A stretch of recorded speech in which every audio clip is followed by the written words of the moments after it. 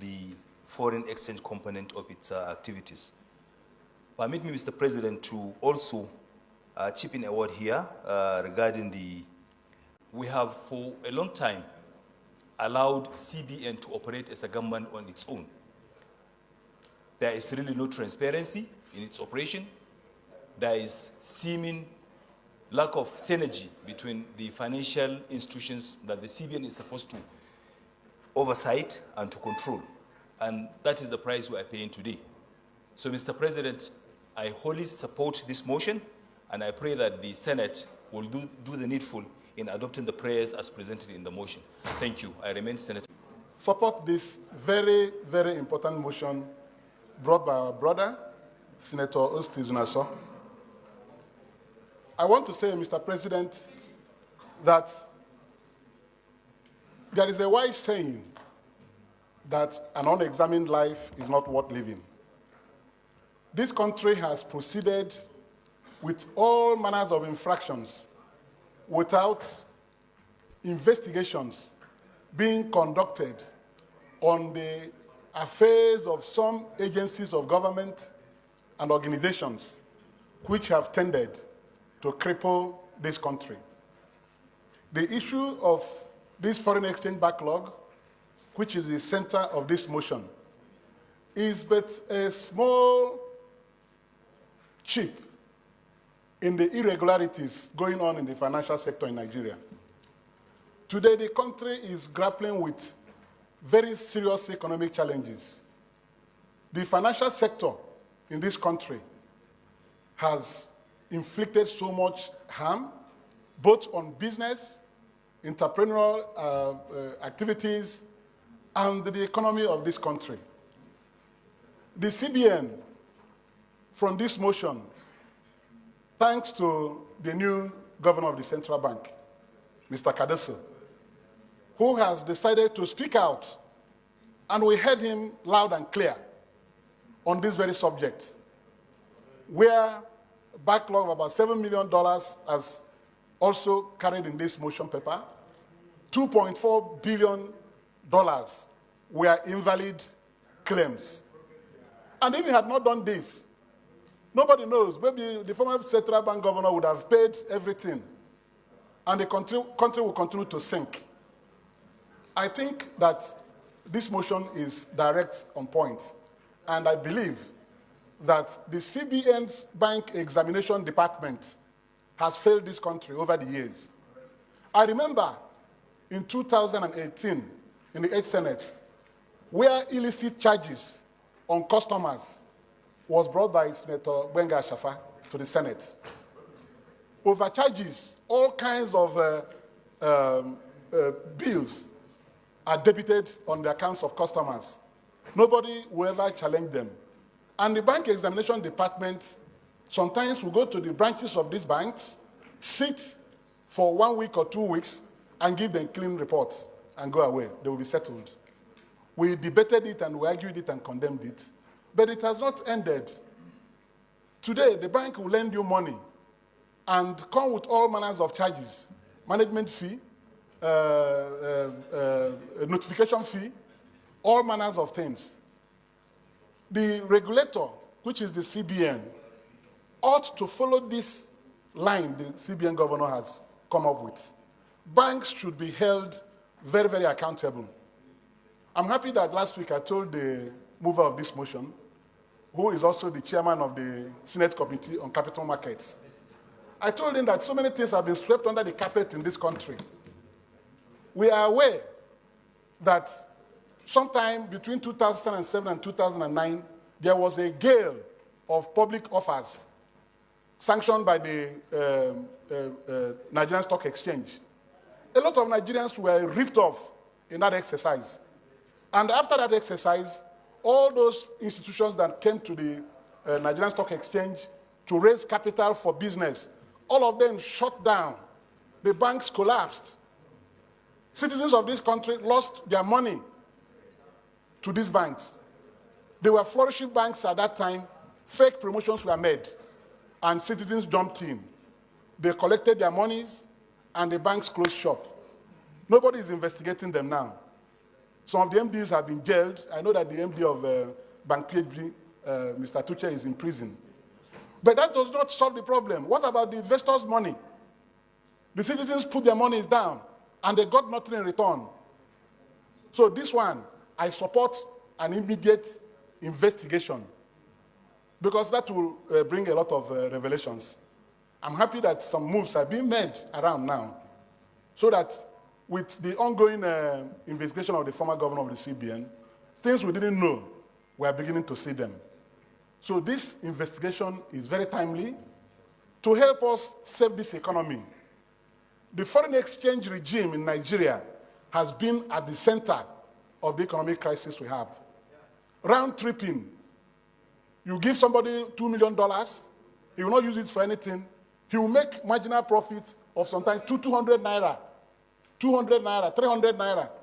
Now that the dollar is 1,400 and something naira, you know what it means to hoard $6 billion. The foreign exchange market is not funded. Banks are returning these monies, creating artificial scarcity in the system. And the citizens are choking. The economy is choking. We are all choking. So let's go to the root of this and take very hard actions that will make it a very unfashionable for any bank to engage in this type of sabotage, because this is clear sabotage of the economy. So I support it, and I believe that our colleagues will support it. Concerned about the motion. The content of the motion is very robust. It's very robust. For instance, some of the contentious issues raised here are not things that are within the purview and knowledge of the Senate.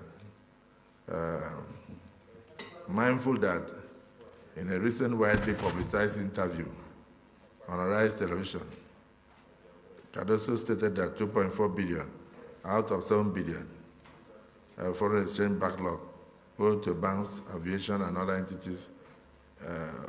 Well, I'm sure the word here should have been, well, not valid. And the CBN had only cleared 2.4 billion out of the valid 4.6. Yeah. But you were saying that, so FX backlog leaving about 2.2 billion outstanding. Even the figures here are not correct. If you are saying that he has stated that 2.4 billion out of 7 billion of the backlog owed to banks, aviation, and other entities were not valid, and here you are saying that they have cleared 2.4 billion. Yes. Out of 6.4 billion. Yes, that's correct. Then you said leaving a balance of 2.2 billion outstanding.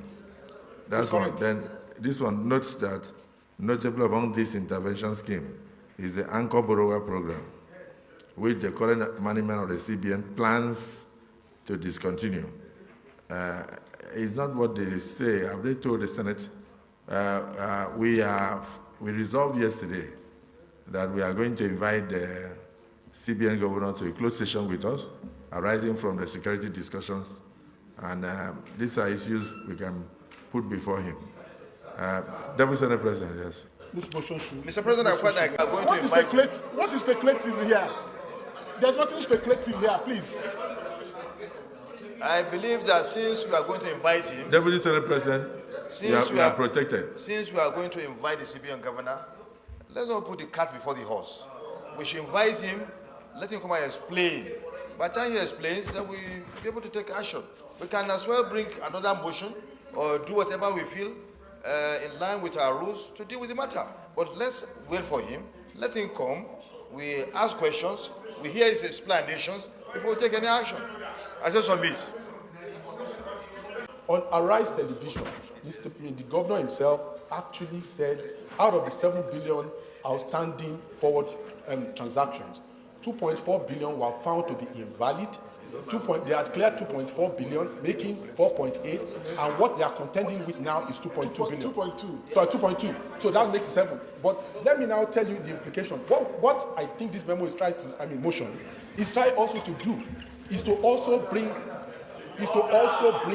transparency into our business transaction as a nation. Yes. It is important that we actually, since we know 2.4 is invalid, we should try and help the country to investigate who are exactly the perpetrators of these two invalid transactions. That is one. Yes. Now, on the anchor borrower scheme as well, on the anchor borrower scheme, and again, beyond the Arise Television, last week Friday, we met the Joint Committee of National Planning, Banking and Finance, and Banking, Insurance, and other financial institutions, and appropriation.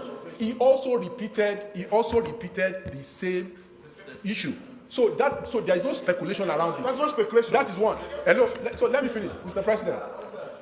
So, Mr. President, again, on the anchor borrower scheme, he also spoke to the anchor borrower scheme. Beyond the inflation we are contending with today, he also alluded to the fact that 10 trillion was given out as development finance intervention. This anchor borrower scheme forms a bulk of the 10 trillion that we are talking about. So there are no speculations here.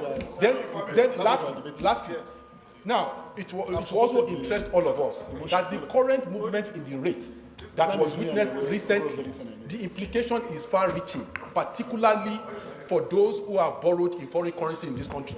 What it means is that for the movement of rate within the band of 3 days by 500 naira, so imagine somebody who borrowed $1 million. That means in your books today, you owe additional $500 million that you haven't bargained for. So it is important that we investigate all of this and see how best to correct all of this. It is in the state of transparency that we believe the current leadership of the CBN is trying to do. And we, as Senate, we must be seen to be playing our own role in investigating all of this matter.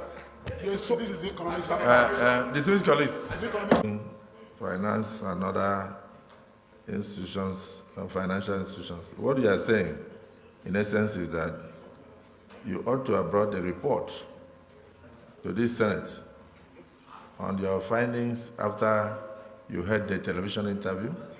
You invited the CBN governor to your committee sittings, and when you are not satisfied, please, when you are not satisfied with the findings, then you brought the report to the Senate, even in closed session. Automatically, my view is that if we want to go ahead with this motion, then we have to go with another committee, because the committee on banking has failed to do its oversight function. Because you don't need a motion. You don't need a motion to undertake your oversight function. You don't listen to me.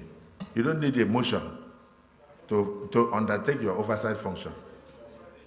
So when a motion comes here, it means that the oversight function has been exhausted. It means that the committee has exhausted its oversight function, and it is now left to the Senate to take a decision on how to approach it. But we would have loved to see a report from you saying that in your oversight, all the items listed here, including oversight, including the anchor borrowers program that you want to look at from 2015, that you don't need us to empower you to do your work. Please, just listen to what I'm saying. For the leaders, before you give information, leader, for the reason why we have oversight and committees, the reason is for things like this. All the items listed here are items that should be handled by the committee. Now the committee is coming by way of motion to empower them to go and handle what we already empowered them to handle. So my opinion is that the moment you bring a motion, it looks as if you are looking for backing. You already have the backing of the Senate to do your work. Senator Ningi, you understand my point? So, no, I want to know the reason. I want to know the reason why do you want the Senate to look at the motion before you do your work? Is it that the Committee on Banking has failed? So I distinguished Deputy Senate President. If we have to proceed with this motion, we will set up an anchor committee of the Senate and put the best heads together to go and look at this, because automatically the Committee on Banking and even the Committee on Finance, they have failed to do their work. That's why they brought this. Mr. President, we have not failed. We have not failed. Don't say we have failed. Don't agree to that. We have not failed. As the court pleases. Let the investigation. Information. Yes, I don't committee as the court pleases. Information. As the court pleases. Information.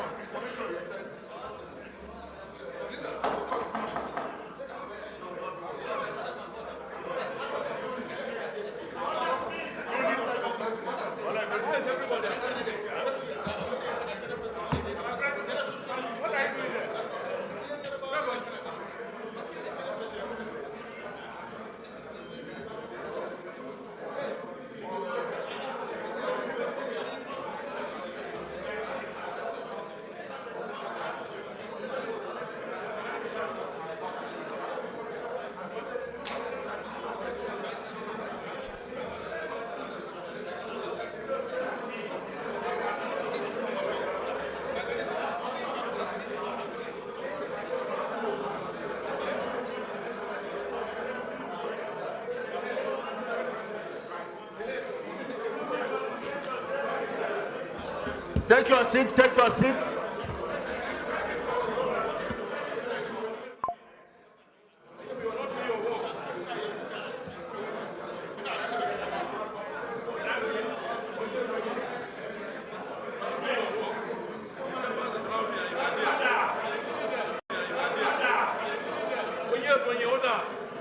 Order, take your seat, take your seat.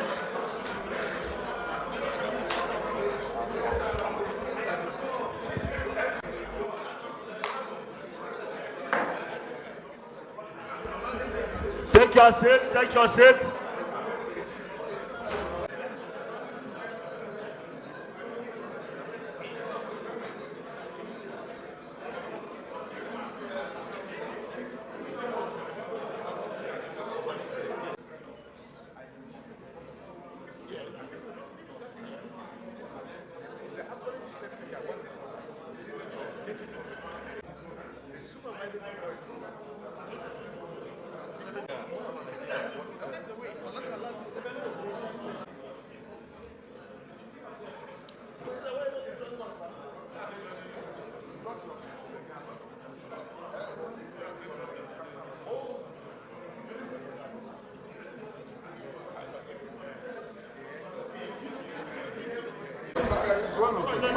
Senator Cyril, take your seat.